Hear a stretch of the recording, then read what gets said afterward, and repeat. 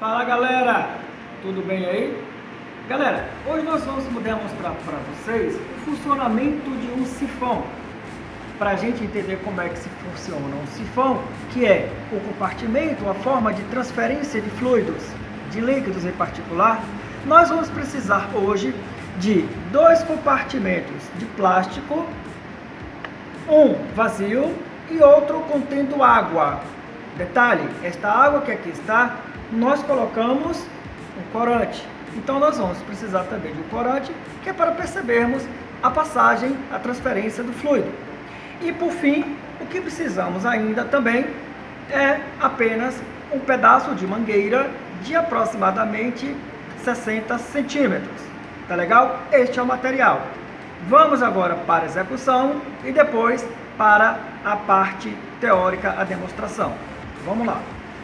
Então, pessoal, uma coisa importantíssima para que nosso sifão funcione normalmente é que a mangueira escolhida para a transferência do líquido em nosso sifão, ela esteja totalmente preenchida por água.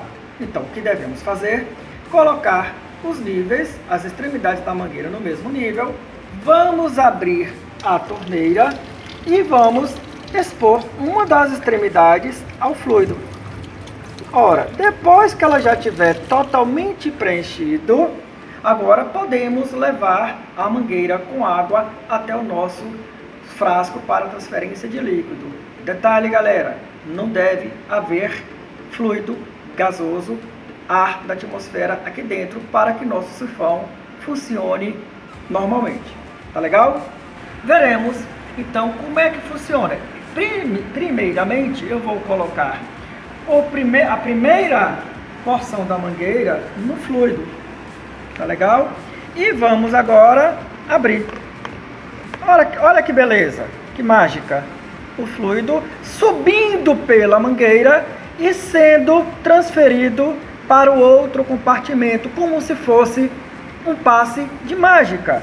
Vocês estão percebendo que o nível de líquido no compartimento 1 que está à nossa esquerda, este daqui está transferindo, baixando o nível, enquanto que o outro está aumentando o nível. Haverá um certo momento em que vai cessar a transferência de líquido. Quando é que isso acontece? Quando os níveis dos dois compartimentos, dos dois frascos, estiverem no mesmo valor. Ok, galera? Está aqui, então, portanto, demonstrado o nosso sifão, o funcionamento do sifão. Valeu, galera. Fala, galera. Vamos, a partir de agora, demonstrar matemática e fisicamente como é que funciona a transferência de líquidos em sifão. Olha só. O que nós temos aqui, o que fizemos no experimento, era colocar dois frascos, um contendo água até quase a sua superfície final e o outro vazio. Colocamos uma mangueira contendo água e levamos essa mangueira ao fundo dos dois recipientes.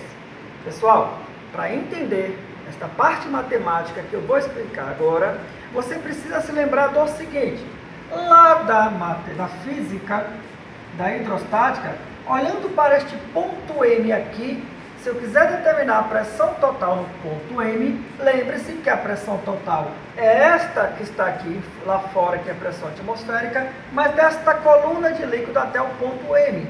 Portanto, DGHM, a pressão hidrostática do espelho d'água até o ponto M. Ok, se eu quiser saber a pressão no interior do fluido, do espelho d'água para baixo, eu somo a atmosférica mais a coluna de líquido. Porém, se eu estiver em um ponto acima do espelho d'água, em vez de eu somar, eu vou subtrair. E vamos fazer isso na parte matemática. Antes disso, eu quero que vocês imaginem que aqui há uma válvula reguladora de pressão. Uma válvula que vai tentar medir se há diferença de pressão entre o ponto A e o ponto B. O ponto A que está antes da válvula e o ponto B pós a válvula. Galera, outro detalhe importantíssimo: os fluidos sempre se deslocam sempre de zonas de maior pressão para a região de menor pressão. E é por causa disso, se existir diferença de pressão entre o ponto A e o ponto B, o fluido vai se deslocar de A para B. Será que isso acontece?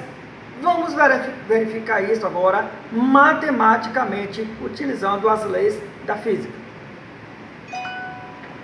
Aqui está. Pessoal, olhando aqui para este ponto A, como é que eu determino a pressão do ponto A?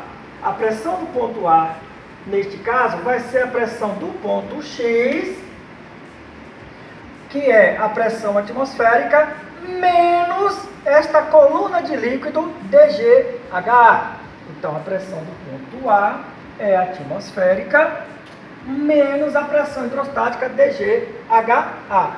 Ora, quando eu vou agora em busca do ponto B, o ponto B que está nesse fluido, e vou tentar determinar a pressão total no ponto B, eu vou fazer o seguinte: a pressão, olho para a pressão do ponto Y e verifico quanto vale a pressão do ponto Y. Quem é que tenho aqui? Eu não tenho líquido cá fora, só tenho a pressão atmosférica. Então, é a pressão atmosférica menos toda esta coluna de líquido da altura do fluido B. Então, a pressão do ponto B é a pressão atmosférica menos a altura dessa coluna de líquido B, dGHB. Ok? Agora, será que existe de fato uma diferença de pressão entre o ponto A e o ponto B para que haja assim transferência de fluido? Vamos verificar. Matematicamente, a delta diferença de pressão entre A e B, PA menos PB, será a pressão do ponto A, toda ela aqui, menos a pressão do ponto B, que é toda essa expressão aqui. Voltando aqui agora para esta parte da equação, a diferença de pressão entre P e B será a pressão atmosférica menos a coluna de líquido do ponto A, menos a pressão atmosférica, mais quando eu troco o sinal aqui do lado de fora. E logo em sequência eu tenho certeza que posso simplificar a pressão atmosférica com menos a pressão atmosférica.